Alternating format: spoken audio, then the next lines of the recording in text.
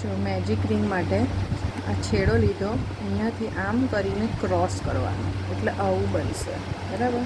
हवे आ जे नीचेवाळुं छे नीचेवाळुं एनी नीचे नाखवानुं अने एनी उपरथी आ लेवानुं આવી રીતના અને એનો એક ટાંકો લેવાનો ઉપર। આ આપણી મેજિક રિંગ થઈ। હવે એને સિક્યોર કરવા માટે એક સ્ટીચ લેવાનું એટલે આપણું ફર્સ્ટ સ્ટીચ થયો રિંગનો। આ ફર્સ્ટ 1 2 3 4 5 અને 6 લીધા। પછી આ મેજિક રિંગ એટલા માટે છે એનો છેડો આપણે ખેંચીએ એટલે આ નાનું થશે બરાબર। આ થઈ જાય પછી જે ફર્સ્ટ સ્ટીચ હતો એ દેખાય છે અહીંયા આ એની અંદરથી લેવાનું। હવે આને જ્યારે આપણે કાઢીએ બહાર આવી સ્લીપ સ્ટીચ છે એટલે આમ લેવાનું। આની ઉપર 3 ચેન બનાવવાની 1 2 3। આ આપણું 1 ડબલ ક્રોશિયા કર્યું ચેન 3। હવે સેમ સ્ટીચ જેમાં આપણે સ્લીપ સ્ટીચ કરી એની અંદર આપણે ડબલ ક્રોશિયા કરીશું 1 એક થઈ ગયું એટલે 2 અને આ 3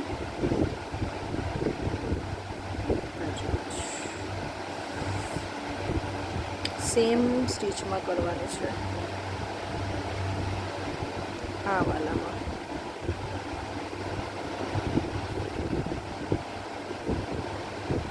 હજુ એક ડબલ ક્રોશિયા એ જ સેમ સ્ટીચમાં આવી રીતના આ થઈ જાય એટલે આપણા 3 ડબલ ક્રોશિયા થયા। પછી 3 ચેન કરવાની 1 2 અને 3। હવે જે એક સ્ટીચમાં આ નાખેલું એની બાજુવાળા સ્ટીચમાં આપણે સ્લીપ સ્ટીચ કરવાનું એટલે આમાંથી કાઢીને આમાંથી બી કાઢી લેવાનો એ અને સ્લીપ સ્ટીચ કહેવાય। સેમ પ્રોસેસ 3 ચેન 1 2 3 આ 1 ડબલ ક્રોશિયા થયું। આવા 2 આ સેમ સ્ટીચમાં કરવાના એટલે આ બીજું અને આ ત્રીજું। 3 ડબલ ક્રોશિયા થયા। હવે 3 ચેન લેવાની 1 2 3 3 ચેન લીધી। હવે એને એની બાજુના સ્ટીચમાં સ્લીપ સ્ટીચ કરવાની કાઢીને આમાંથી બી કાઢીએ સેમ પ્રોસેસ ચેન 3 અને પછી 2 double crochet same સ્ટીચમાં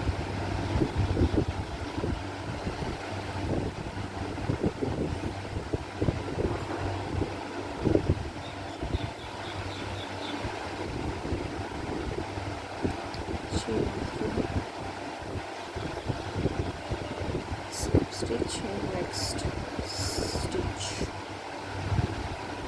okay chain 3 2 double crochet same stitch આમાં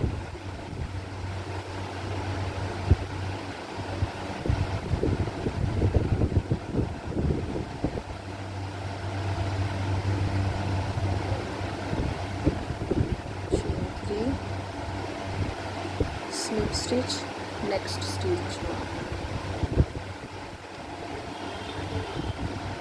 પાછું ચેન 3 એ જ સેમ સ્ટીચમાં 2 ડબલ ક્રોશિયા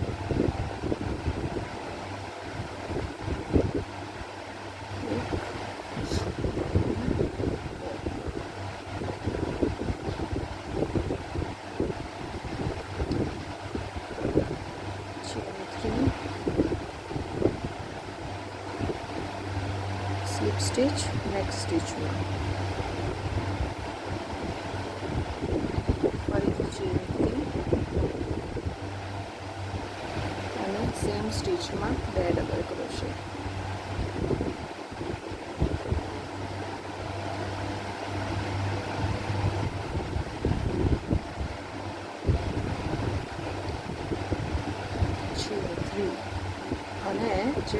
ફર્સ્ટ હતું એની અંદર સ્લીપ સ્ટીચ, ફર્સ્ટ સ્ટીચની અંદર સ્લીપ સ્ટીચ, પછી હજુ એક સ્ટીચ લઈને અને આપણે કટ કરીશું.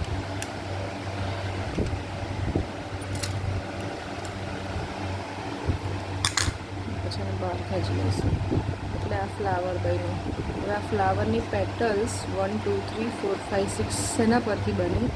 મેજિક સર્કલની અંદર આપણે 6 સ્ટીચીસ લીધેલા, એ 6ની ઉપર આ પેટલ્સ બની.